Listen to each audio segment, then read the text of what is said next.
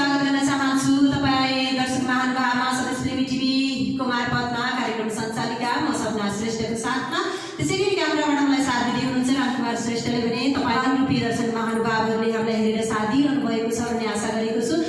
तपाईँहरू यति बेला हेर्दै हुनुहुन्छ सदस्य फिल्मी टिभीको साथमा आज हामी नुवाकोट जिल्लामा आइपुगेका छौँ। नुवाकोट जिल्लाको यहाँ भैरवी मन्दिर दरबार क्षेत्रमा हामी साताले दरबार क्षेत्रमा आइपुगेका छौँ। यसै ठाउँमा यसै कुराहरूलाई लिएर हामीले हाम्रो पुरानो संस्कृति जगेर्ना गर्नुपर्छ, पुरानो संस्कृतिहरूलाई झल्काउनुपर्छ, अझै पुराना संस्कृतिहरूलाई जोगाउँदै जानुपर्छ भन्ने हेतुले नै हामीले आज यहाँ पुराना संस्कारलाई जगेर्ना गर्नको लागि यस स्थानमा सदस्य फिल्मी टिभी बोकेर आएका छौँ। पक्कै पनि तपाईँहरूलाई राम्रो लाग्छ, तपाईँहरूलाई पनि पुराना संस्कृतिहरूलाई जोगाउनुपर्छ भन्ने इच्छा जाग्छ भन्ने आशा गरेका छौँ।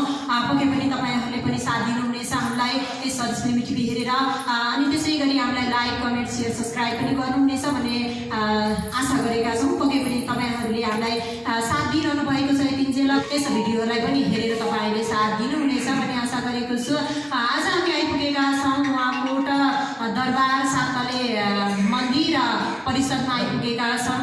पृथ्वीनारायण शाहले एकीकरण यसै जिल्लाबाट गरेर तपाईँहरू नुवाकोट जिल्लाको नाम राख्न सफल हुनुभएको ठाउँ। यसै पुराना संस्कृतिहरूलाई अझै पनि जगेर्ना गर्नुपर्छ, पुराना संस्कृतिहरूलाई अझै पनि जोगाउनुपर्छ भन्ने साथ र सपोर्टको लागि यहाँ सम्पूर्ण दाजुभाइ दिदीबहिनीहरू जुट्नु भएको छ। यस ठाउँलाई जगेर्ना गर्नको लागि यहाँ बुहापानी महामण्डल सांस्कृतिक मञ्च यस ठाउँको यस सांस्कृतिक मञ्चको नाम रहेको छ।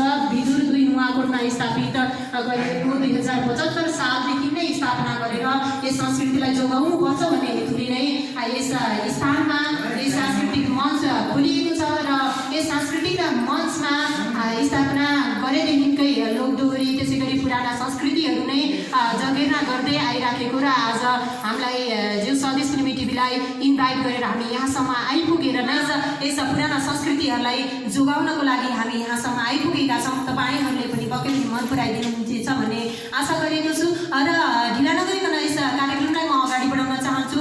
कार्यक्रम अगाडि बढाउनको लागि यहाँ थुप्रै दर्शक महानुभाव त्यसरी गाउने गायकहरू हुनुहुन्छ, त्यसै गरी वाद्यवादनमा हुनुहुन्छ। सबैजनाले आफ्नो परिचय आफ्नै मुखबाट दिनुहुनेछ। त्यसै गरी तपाईँहरूलाई परिचय उहाँकै मुखबाट दिन लगाउँछु।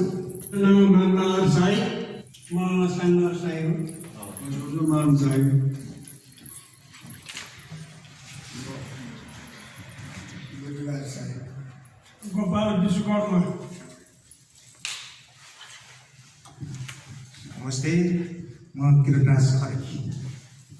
नमस्कार, म दीपिका विश्वकर्मा। नमस्कार, म आशिका पति। नमस्कार, म दीपिका विश्वकर्मा। नमस्ते, म रामकुमार शाह।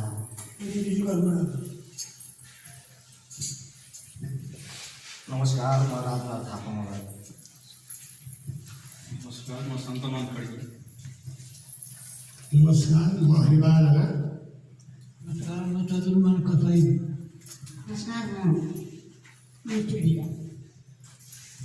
नमस्ते, म राधिका विश्वकर्मा। मेरो चाहिँ संस्कृति मठमा छ यो चाहिँ नुवाकोट महामण्डल सरकारी दरबारबाट राधिका विश्वकर्मा। म चाहिँ सबैजनालाई टिभी हेरिरहनु हुने सबलाई नमस्कार गरेर। नमस्कार, म हिदायत मगर। नमस्कार, म कमल बहादुर बानिया। नमस्कार, म अनिता खरेल। नमस्कार, म सीता विश्वकर्मा। नमस्कार, म देवकुमार थापा। नमस्कार, म बाली घले। नमस्कार, म ढुढौडी। नमस्कार, शान्ति खड्का। नमस्कार, म रमा मुनासोनी। पक्कै पनि दर्शक महानुभाव तपाईँहरूले उहाँहरूको परिचय उहाँहरूकै मुखबाट सुनिसक्नु भएको छ। आफ्नो परिचय आफैले दिइसक्नु भएको छ। कार्यक्रमलाई ढिला नगरिकन अगाडि बढाउन चाहन्छौँ।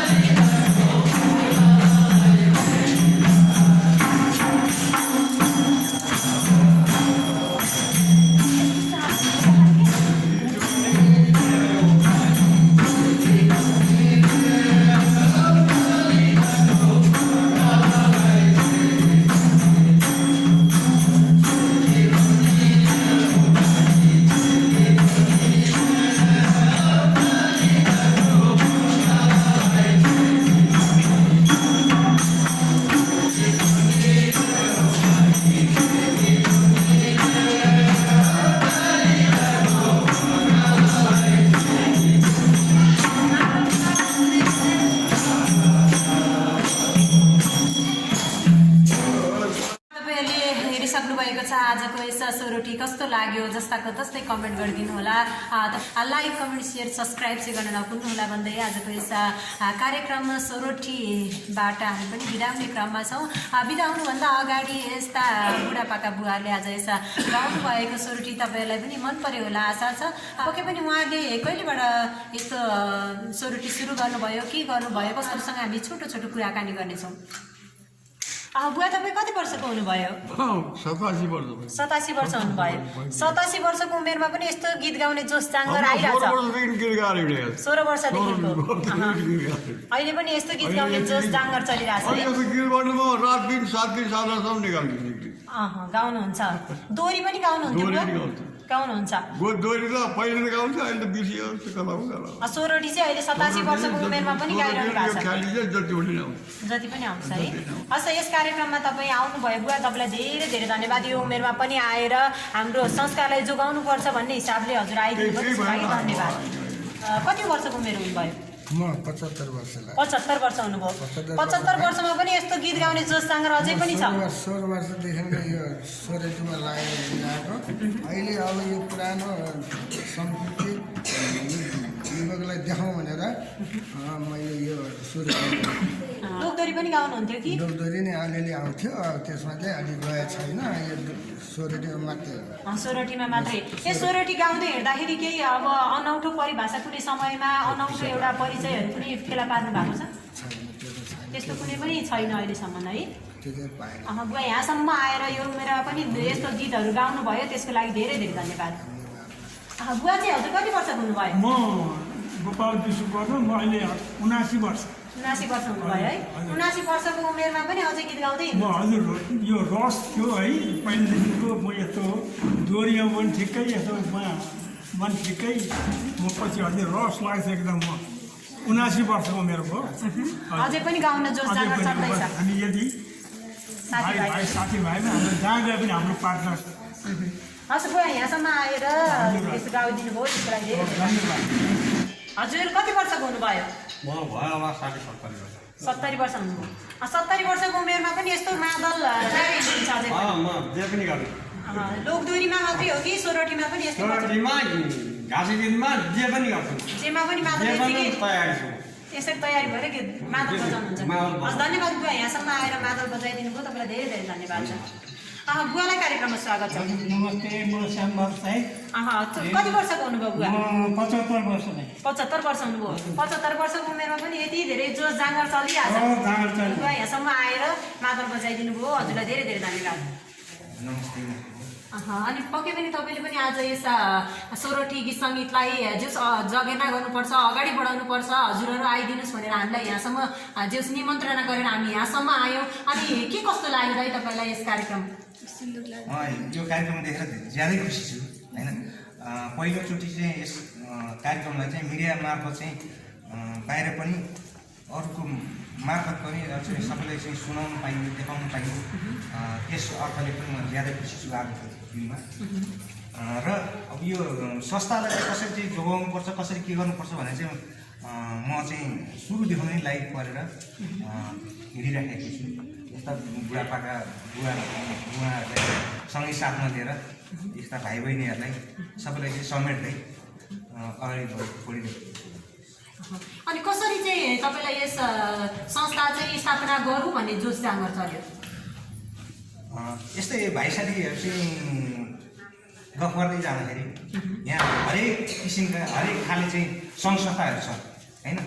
तर मैले चाहिँ यहाँको चाहिँ बारेमा चाहिँ के फरक लाग्यो भने यो खाले यस्तो किसिमको नौलो किसिमको चाहिँ एउटा चाहिँ रोग हुन लागिसक्यो हरेक हाम्रो संस्कृतिहरू भनेर चाहिँ मलाई चाहिँ कता कता चाहिँ यो खाले चाहिँ गरेर चाहिँ संस्था चाहिँ जन्माउनुपर्छ भनेर चाहिँ अनि नामाकरण चाहिँ यो नुवाकोट कुवा पनि महामण्डल विद्युत 2 शाक्ति मञ्च भनेर चाहिँ एउटा नामकरण दिएर अनि हामी चाहिँ यो संस्थालाई चाहिँ खडा गरेर अगाडि बढिरहेको छ। पक्कै पनि दाइ यस्तो बुढापाका लिएर यस्तो जो संस्कृतिलाई जोगाउनुपर्छ भन्ने हेतुले अगाडि बढिरहनु भएको छ। तपाईँको सांस्कृतिक सरोकार अगाडि बढोस्, अगाडि बढ्दै जाओस्, हाम्रो पनि यही शुभकामना छ तपाईँहरूमाझ। र आज यसै कार्यक्रम मार्फत यी बुढापाका बुवाहरू हुनुहुन्छ यहाँसम्म आउनुभएको छ, उहाँहरूले पनि दुःख गर्नुभएको छ।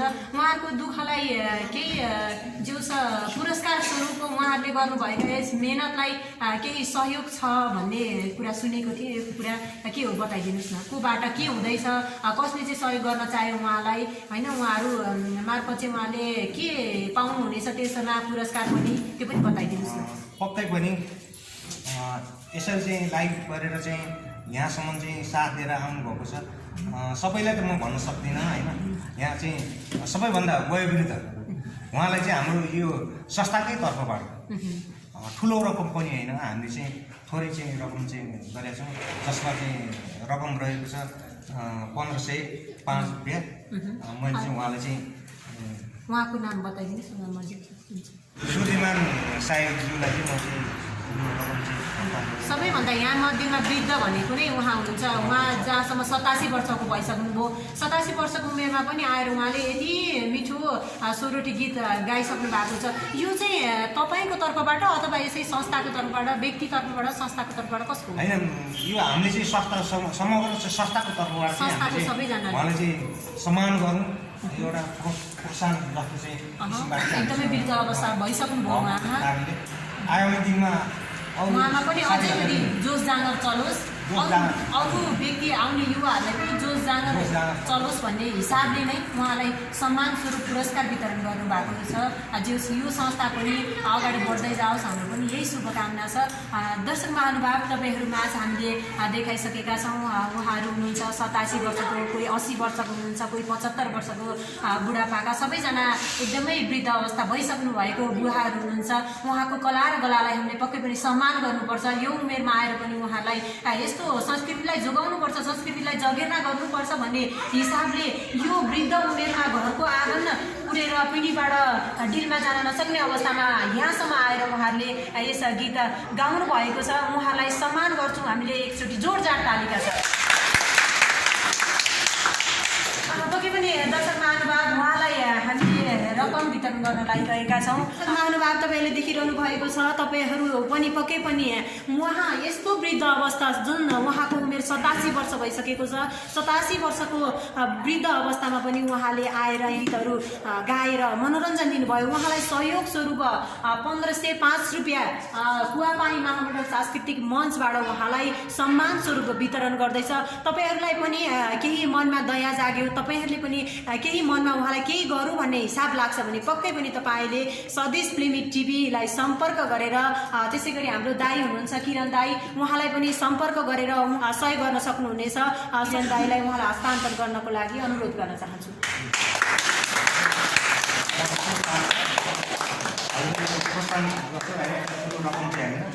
धन्यवाद है।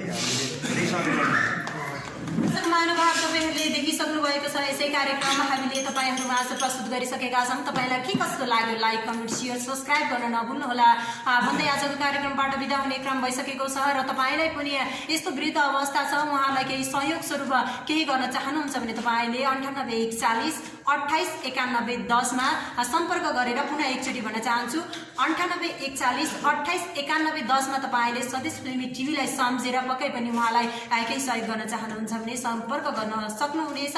त्यसै गरी हुनुहुन्छ हाम्रो दाई किरण दाई, कुवापानी महामण्डल सांस्कृतिक मञ्चका सचिव हुनुहुन्छ, उहाँ संस्थापक पनि हुनुहुन्छ। उहाँलाई सम्झेर उहाँलाई सम्पर्क गरेर पनि तपाईँहरू यहाँ माझ उहाँलाई सम्मान स्वरूप केही पुरस्कार दिन चाहनुहुन्छ भने उहाँलाई सम्पर्क गर्न पनि सक्नुहुनेछ भन्दै आजको कार्यक्रमबाट म सपना श्रेष्ठ कार्यक्रमबाट चाहन्छु। हवस् त, नमस्ते।